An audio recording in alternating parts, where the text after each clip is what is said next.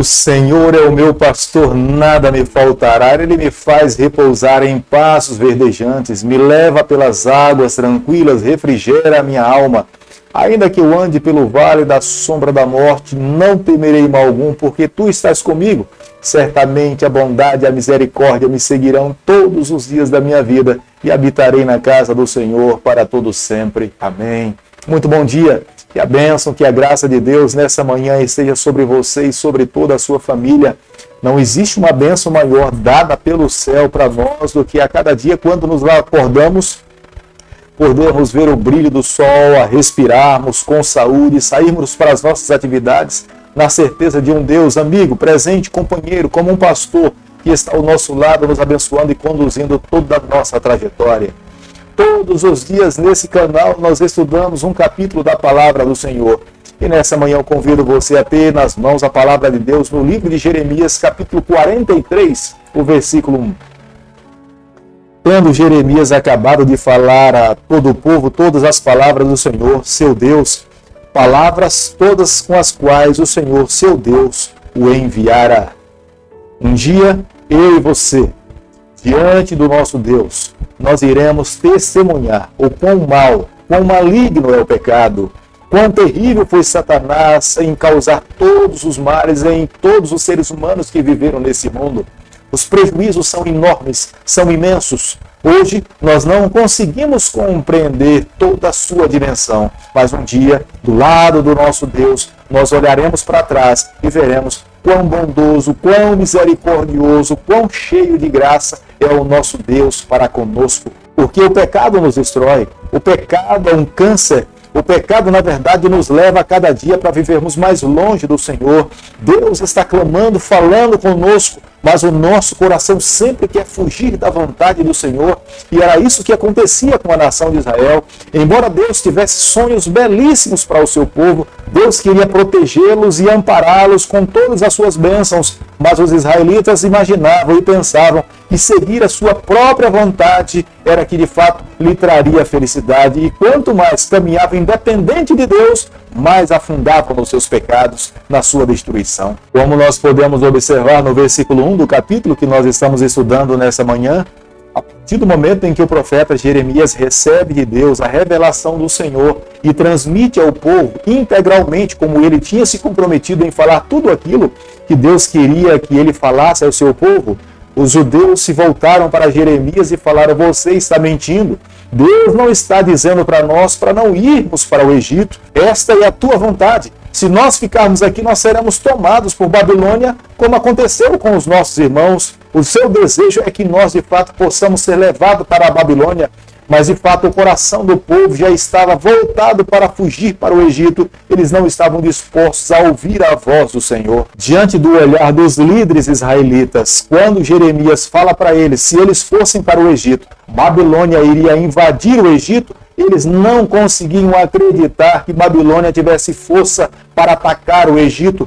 Eles acreditavam que a palavra de Jeremias era para que eles de fato permanecessem, não saíssem dali. Mas na verdade não era a fala do profeta, esta era a vontade de Deus. Na história do Antigo Oriente Próximo, nenhuma nação tinha conseguido viajar 1.600 quilômetros para que pudesse atacar o Egito numa terra fértil. Eles cairiam pelo meio do caminho, mas se Deus estava falando que Babilônia iria atacar o Egito, eles deveriam ter acreditado na palavra do Senhor. Mas os judeus preferiram acreditar na sua própria opinião, na sua própria palavra, do que crer na vontade do Senhor. Como nós podemos observar no versículo 2, Azarias parece ser aquele que estava insatisfeito com as palavras de Deus, e ele lidera o povo para fugir para o Egito. Eram pessoas presunçosas, eram homens arrogantes, eram homens que não temiam a Deus. Eles se consideravam como sendo doutores de toda a ciência política e guerra, e eles acreditavam que eles eram muito mais sábios do que a revelação divina. A vontade de fugir para o Egito era tamanha para os judeus que eles começaram a acusar Baruque de influenciar a Jeremias e dizer que Jeremias não tinha ouvido a voz de Deus, mas era Baruque que estava influenciando a Jeremias a declarar aquelas palavras. Na verdade, o coração dos líderes judeus estava completamente voltado para se refugiar no Egito, porque acreditavam que ali eles teriam condições muito maiores de prosperar e viver numa terra segura. Jeremias foi levado pelos líderes judeus para o Egito.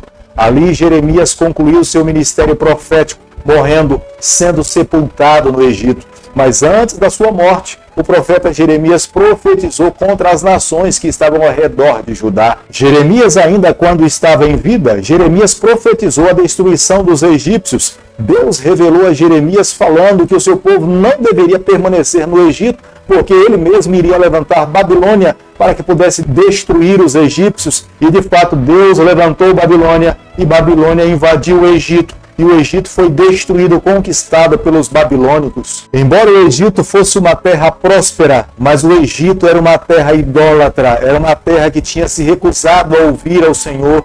Eles não se renderam à voz de Deus. Deus não queria também que o seu povo fosse para lá, para que eles não mais uma vez se envolvessem com as práticas idólatras e se curvassem diante dos deuses que estavam no Egito. Era um povo soberbo, era um povo arrogante e acreditava que o seu próprio Deus era suficiente para os proteger e os amparar de todos os males. Esta era uma outra razão pela qual Deus também não queria que o seu povo se refugiasse no Egito. Deus revelou ao profeta Jeremias de que Nabucodonosor iria invadir o Egito, e no ano 567, Nabucodonosor invadiu o Egito, matou muitos egípcios e levou muitas pessoas cativas para a Babilônia. Inclusive alguns judeus que estavam entre os egípcios foram levados para a Babilônia como cativos. Quando nós não damos ouvido à voz de Deus, as nossas ações se tornam patéticas, nos trazem tristeza, dor e decepção.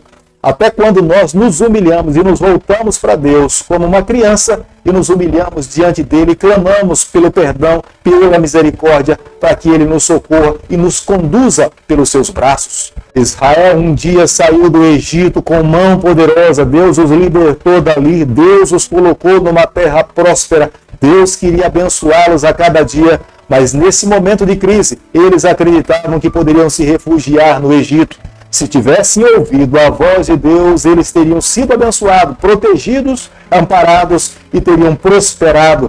Mas pelo fato de ter rejeitado a voz de Deus, mais uma vez passaram por mais uma decepção. Foram levados cativos e muitas pessoas perderam as suas vidas e foram dispersados sobre a face dessa terra. Sempre existe alguém que acredita que sabe mais do que Deus. E essas pessoas geralmente acabam levando outras pessoas para a miséria, perdição e destruição. Deus conhece o nosso passado, Deus conhece o nosso presente e Deus também conhece o nosso futuro. Teria um ser que mais nós poderíamos depositar a nossa confiança do que nesse Deus. Não existe mais ninguém. Nós precisamos nos entregar nas mãos dele, nós precisamos confiar a nossa vida sem reservas em suas mãos. Aqueles que vivem dessa forma têm a bênção de Deus e alcançam a graça do Senhor. Querido amigo, hoje é um convite de Deus para cada um de nós. Se nós nos sentimos cansados em tentar conduzir a nossa vida, e já quebramos a cara, já nos machucamos, já nos ferimos, hoje é o dia que Deus nos convida a descansar nos seus braços. Deixemos ele conduzir a nossa vida, nos entreguemos em suas mãos sem reservas. Eu não preciso nessa manhã aqui citar as áreas da vida em que você já se machucou. Não sei se financeira, não sei se familiar, não sei se nos seus relacionamentos, não sei se em alguns vícios da sua vida você hoje ainda se sente preso. Mas tenha certeza, aqueles que andam ao lado do Senhor são completamente livres e libertos. Portanto, confie, se entregue nas mãos de Deus, Deus te dará força. Deus irá conquistar as tuas batalhas. Deus a cada dia te dará a oportunidade de viver uma vida melhor. Querido Pai, em tuas mãos nessa manhã nós nos colocamos. Queremos a cada dia viver exclusivamente para o Senhor. Nos toma nas tuas mãos, perdoa os nossos pecados, nos dê a graça de vivermos exclusivamente para ti. É o nosso pedido e a nossa oração e nós o fazemos em nome de Jesus. Que o Senhor te abençoe e te guarde.